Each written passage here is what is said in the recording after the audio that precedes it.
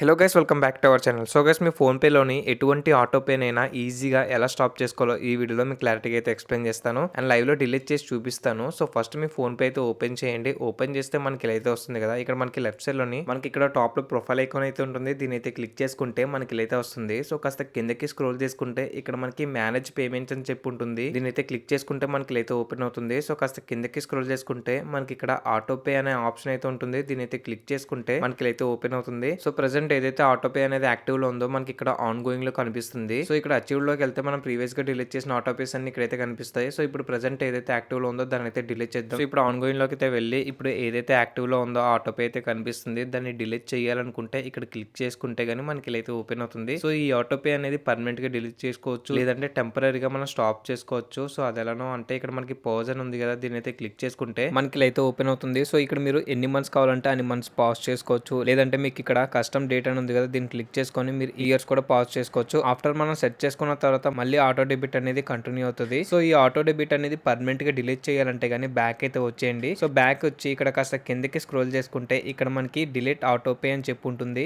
దీన్ని అయితే క్లిక్ చేసుకుంటే మనకి ఇలా పాప్ అవుతుంది. సో కన్ఫర్మ్ మీద క్లిక్ చేయగానే మనకి ఇలా యూపీఐ పిన్ అయితే అడుగుతుంది. సో మీ యూపీఐ పిన్ అయితే ఎంటర్ చేయగానే మనకి ఆటో డెబిట్ అనేది సక్సెస్ఫుల్ గా డిలీట్ అయితే అయిపోతుంది. మీరు ఇక్కడ చూసుకోవచ్చు auto pay has been deleted అని చెప్పి అయితే వస్తుంది. సో నేను బ్యాక్ అయితే వస్తున్నాను. సో మీరు ఇక్కడ చూసుకోవచ్చు ఆన్ గోయింగ్ లో ఎటువంటి యాక్టివ్ ఆటో పే అనేది లేదు. సో అచీవ్ లోకి వెళ్తే మీరు ఇక్కడ చూసుకోవచ్చు ఏదైతే ఇప్పుడు డిలీట్ చేసానో ఆటో పే అయితే ఇక్కడ చూసుకోవచ్చు. సో ఇలా మనం ఎటువంటి ఆటో పే అయినా ఫోన్ పే లో పాజ్ చేసుకోవచ్చు, లేదంటే పర్మనెంట్ గా డిలీట్ చేసుకోవచ్చు. సో వీడియో అయితే ఇంతే guys. మీకు ఈ వీడియో కానీ ఇన్ఫర్మేటివ్ అనిపిస్తే వీడియోకి ఒక లైక్ వేసుకోండి. అండ్ ఇలాంటి మరిన్ని వీడియోస్ కోసం మన ఛానల్ ని సబ్స్క్రైబ్ చేసుకోండి. మళ్ళీ కలుద్దాం ఇలాంటి ఇంకో వీడియోలో. Until then take care, bye.